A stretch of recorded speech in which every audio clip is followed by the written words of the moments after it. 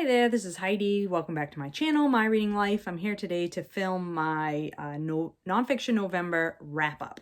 So I have all 13 books that I completed in the month of November. All 13 nonfiction books that I completed in the month of November, I should say. And many of them I have discussed in my various reading vlogs that I have already filmed and posted in November. So I'll refer you to those for detailed explanations, except for the 2 books that I finished since I stopped doing the vlogs the last 2 days of the month of November. So I will talk about those in more details, but the rest of these I will just quickly go through because you've already heard me talk about them in depth. And I am going to talk about these in the order, so I've grouped them into books that I thought were just average, books that were great, and then the truly excellent. So there are 3 books in the just okay category, a bunch of books in the great category, and then 2 books in the exceptional category. So let's get to it. So the first 2 books in the just okay category, you will not be surprised to see Brain on Fire by Susannah Cahalan, excuse me. This was the first book I finished for Nonfiction November, and it was just okay. And then the memoir, I'm Still Here, Black Dignity in a World Made for Whiteness by Austin Channing Brown, which just didn't give me everything that I hoped it would. I then, right at the end of the month, finished this travel book. This is Bill Bryson's In a Sunburned Country. This is his travel memoir of his time spent traveling around Australia. I had high hopes for this book because I have loved other of Bill Bryson's books in the past, most particularly his A Walk in the Woods, his travel book about walking the Appalachian Trail. But this book just didn't do it for me. Part of the problem is it has not aged well. It was written in the early 2000s, and it just reads a little bit clueless, a little bit privileged, a little bit white. In this, 300 and some page book, probably about 20 pages are dedicated to Aboriginal peoples. And Bryson himself acknowledges that nobody seems to want to talk to him about Aborigines, but he could have done his own research and devoted more of this book about the Aboriginal issues in Australia. And he does address the problems. Excuse my cat, who decided she wants to be in the picture. So he could have addressed, I just think he could have addressed the Aboriginal issue more thoroughly than he does. So that was a big disappointment. Also, it just went on too long, to be frank. In some of the sections, I was like, yeah, okay, I get it. Australia is big. Australia is dry. Australia has a lot of deserts, and it's hot. Okay, I get it. So disappointing, that one. All right, now on to the books that I really thought were excellent. And first off is a book that I have not yet talked about because I read it in the last 2 days of the month with Doris. And Kat, hey, don't eat my plant. Don't eat my plant. Sorry about that. So this is Broadsides from the Other Orders, A Book of Bugs by Sue Hubbell. And this book is a series of essays. So each chapter is devoted to a different order of bugs. And you would think that maybe that might be dry and boring, but it is certainly not. It is really wrapped up with sort of memoir and personal anecdotes in a way that is just simply delightful. There are all these awesome illustrations throughout the book that help you visualize the different parts of insects that she's talking about. I really found this book incredibly charming. I think I will definitely want to read more. I was trying to flip through and find one. I would like to read more by Sue Hubbell.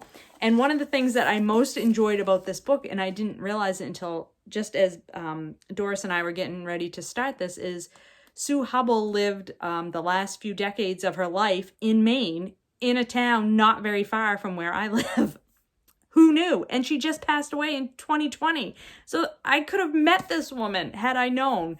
So that feels like a really lost opportunity to me. And I am just thrilled to death that she mentions at least one person I personally know in this book, and talks about different things in Maine, scientists that are working in Maine, bugs that exist in Maine. So I love that part of it. And that was just a personal connection that I had to the book that just enhanced my enjoyment of it. So if you like nature writing, and if you're interested in all of God's creatures, I would definitely suggest that you pick this one up. And then the two books that I read on ebook this month were books that I've talked about in quite a bit of detail. Enjoyed both of them tremendously. The first one was The Ghost Orchard by Helen Humphries, a delightful natural history of the apple in North America that I buddy read with Sean. And then Stolen Harvest by Vandana Shiva, which is a very interesting and informative book about genetically modified organisms and how that impacts agriculture, particularly in developing nations around the world, and what wealthy industrialized nations are doing basically to these smaller developing nations. Very fascinating. Read that with Joe Smith at the beginning of the month. So, and I've talked about both of those in my vlogs. The Essential Feminist Reader by Estelle B. Freeman, collection of excerpts of feminist writings. This is a great discovery tool for finding more authors to read in the future, for me anyway, all about feminist theory, feminist thinking from the 1400s all the way up to the present day. Very great. The Best American Science and Nature Writing 2019, edited by Montgomery. As you can tell by the tabs, I didn't love every article in this book, but well over half of the articles I did love. Just superb science and nature writing in this collection. I love these every year. This year was no exception. Stephen Hawking, A Memoir of Friendship and Physics by Leonard Mlodinow. This was an absolutely delightful and surprising read that combines personal anecdotes about the author's friendship with Stephen Hawking with some of the physics theories that he and Hawking wrote about over the years, explained in an understandable way for us regular people who aren't, physics geniuses. Operating Instructions, A Journal of My Son's First Year by Lamont. This is a memoir written as journal entries, all about the author's experiences as a single mom in the first year of her son's life. It is irreverent, it is raunchy, it is funny, it is real, and I just thought it was delightful. How to Be an Anti-Racist by Ibram X. Kendi. This book has been all over everybody's reading list this year in terms of us white folk trying to get more educated about issues facing people of color in the United States and elsewhere. This book is just like being in a great college seminar class, learning from an expert in a in a way that makes you feel connected with the subject matter. He weaves in personal anecdotes and sort of memoir writing, along with his theories about how being truly anti-racist is not just proclaiming that you're not a racist. That it's going to take more action on your part to be anti-racist. It's just not a matter of you saying, well, I'm not a racist. You got to do more than that. Read this book and he will explain to you how you can do that. And then the last two books that I want to talk about are the two standout books for me of the month. These two books, I could not rank these and tell you which one I prefer over the other. I love them both for different reasons. You will not be surprised to find out that they are Braiding Sweetgrass by Robin Wall Kimmerer and Caste by Isabel Wilkerson, because I have gone on and on about both of these books. So Braiding Sweetgrass is a book by an Indigenous author, and it is Indigenous wisdom, scientific knowledge, and the teachings of plants. It is absolutely fabulous nature writing, interwoven with the author's personal life story and her knowledge, her biological and scientific knowledge as a botany professor. It basically takes everything that I love the most and puts it all together in one book. Plus, the package is amazing, beautiful, has these incredible illustrations in it. It's just a delight to hold and to read. And then, of course, Caste, The Origins of Our Discontent by Isabel Wilkerson. I have raved about this book everywhere. It's one of the top books that I've read all year.